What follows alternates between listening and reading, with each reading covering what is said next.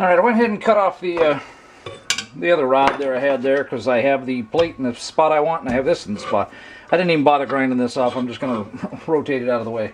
So I have the piece I put the fish mouth on yesterday, and I just, out of curiosity's sake, I want to see how close I am, since that was just a complete random pick on the angle there. So put that there, and you can see we're pretty darn close. I need to come over to here. Yeah, so that's not bad at all. I need to make it a little bit tighter, and then on this side, just get the fish mouth on there kind of firm, and I need to come over to here, so a bit more there. I need to flatten it out a bit more there. So, you know, I think rather than try to mess with figuring out all the angles and that stuff, I'm just going to go take another slice on this thing, a bit tighter, see how close I get, more or less, and go from there, because it'll be a whole lot easier for me to measure the angle once this is actually cut to the right angle. So we'll see. So before I can take a slight slice off that, well, if I want to waste the least amount of material, which I really don't care, I mean, I could put this in anywhere and go cut it, but I could also come in here and line that fish mouth up with the side of the hole saw first. Go ahead and snug that down, and then I can move it out of the way and adjust it a little bit more. So it takes a little bit of finagling to do that. So or if it's in the frame, I'll just do it.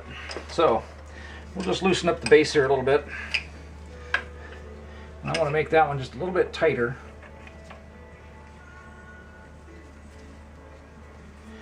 Might be enough. Yes, a real machinist would have accurate ways to measure all this, figure it all out, blah blah blah.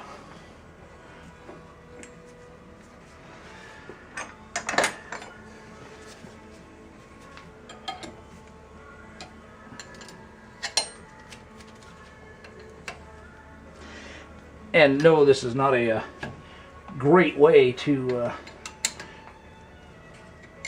clamp this. I just haven't gotten around to making a better clamping system. That's what it came with, basically. So in the effort of doing it faster,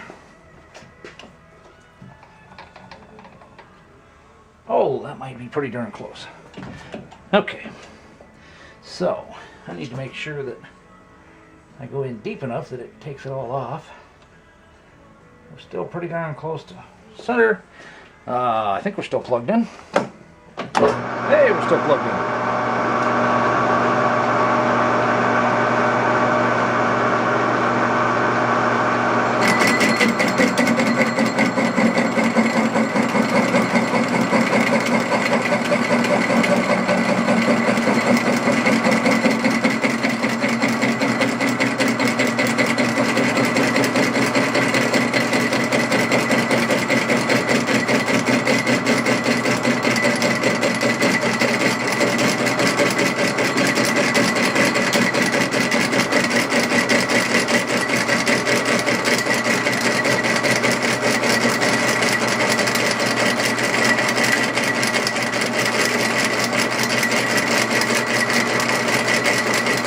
Just barely taking it off. Let's see if I can do this without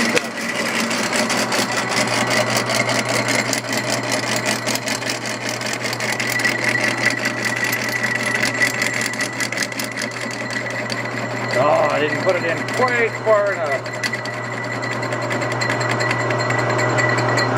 Close enough, but it didn't actually cut the end there. But we'll test it and see how it does.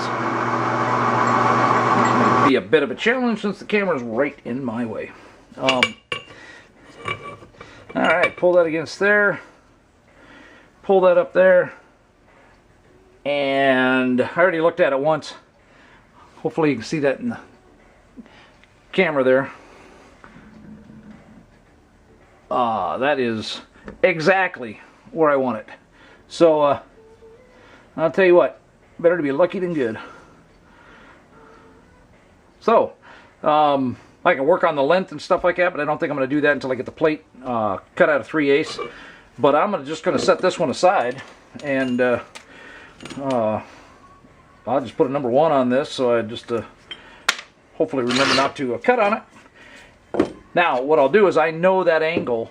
I'll compare the 2 angles, and then basically I might have to make 2 cuts on that one to get the same thing. Now, once I have these angles, it will be quite easy when it comes time to redo these. In fact, actually, you know what I think I'm going to do?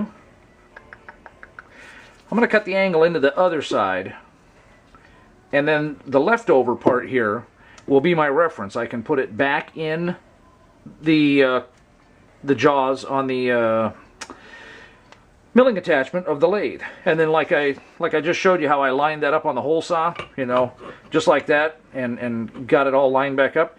I'll be able to do that to line the jaws back up and the milling attachment to the hole saw, so that then I can cut all the pieces and stuff like that, because this one's going to get tack welded onto here, and I may not end up with a very good edge here to be messing with. So what I'll do is I'll go cut this end, I'll slice it off, I'll leave myself more than enough, I'll slice it off so I have enough to go back in the jaws, and that will be my reference angle. And I'll do that with the other one too when I get its angle figured out. And once those are both figured out, I think I can move on to messing with the plate, which may not happen today. Well, getting a little sidetracked here. This is the jaw off the milling device for the lathe, the milling attachment. And basically what it is the threads on this side are fine, but this side has been stripped out. And for as many tubes as I need to do, and for as much grief as I was having trying to get it to hold in there, the when it was pushing in there, it's flat down there, and so it was, you know, the screw was pushing it around and stuff like that. So what I'm going to do is I'm going to get sidetracked here for a little bit. I'm going to drill these out bigger.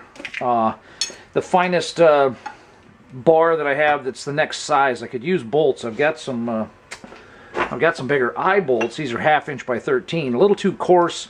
The coarser the thread, the less torque you can put down on it. I mean, not as far as this is a heavier duty thread. You can probably put more load on it, but for clamping purposes, you won't be able to as easily clamp tight down on the item as you can with a finer thread. Now, I'd rather go with something even finer, but this ought to work just fine. This is 12 by 1.75.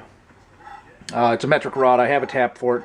It's fine. The other thing I like too is it's all thread, so I can tack weld some nuts on the top instead of having to deal with the loops and having to you know, put something in there to leverage them around and that stuff. So that's what's going on there. Then once I get that done, once I drill the holes in, I'm going to take a transfer punch and go down and find my center on this side. And then what I'm going to do is I'm going to stick it in the mill, and I'm going to cut myself a little notch in the in there so that I can have like a V groove in there basically to hold the pipe. So that's the plan. We'll see how it works out.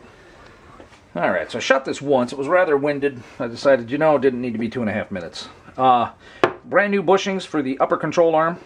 You can probably see that they're not near as beat down or squished as the other one. K9 209, I'm sure you can see that in the video. These were about $8 from O'Reilly.com. They used to be Shucks up in our area. You get both of them for the $8, so $16 for 4 to put back on the truck and have new ones. I want rubber. I don't want urethane. It's real easy to find urethane ones out there. Almost everybody has them. I prefer not to have something that rough and abusive. It's a small, light little truck. I'm not going to road race it. Nothing like that. I want smooth and comfortable. Okay, these are the end links. Now, this one here, the AutoStar K9224, is this one right here. Now, it's identical to the Raybestos. The difference is this one's over $10, but there's 2 in the box. Okay, either one will work. They're the same, but if you can find the AutoStar, they're a little bit cheaper. They're 3 1/4 a piece, at least where I bought them. And you can see that this is what I did have. I was going to have to shorten that drastically. I had this one. I'm not positive what it came off of. It might have been a 521, maybe a 320. So I can always raise the mount a little bit on the control arm as I build that to use the short one. I was going to have a hard time shortening this up. So brand new hardware for $6.50 for the vehicle. I like that. That works just fine.